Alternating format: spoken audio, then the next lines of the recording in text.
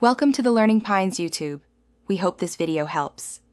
In this video, I will explain how to fix your Ford F150's back window.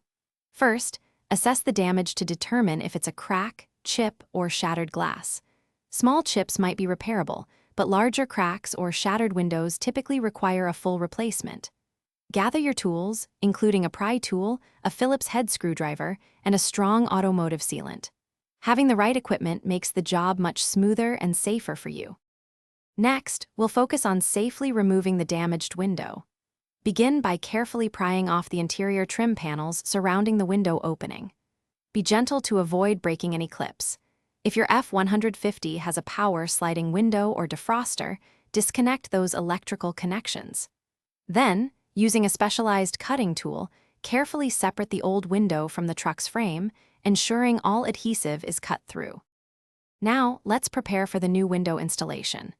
Thoroughly clean the window frame, removing all traces of old adhesive, glass fragments, and any other debris. A clean surface is crucial for a strong seal.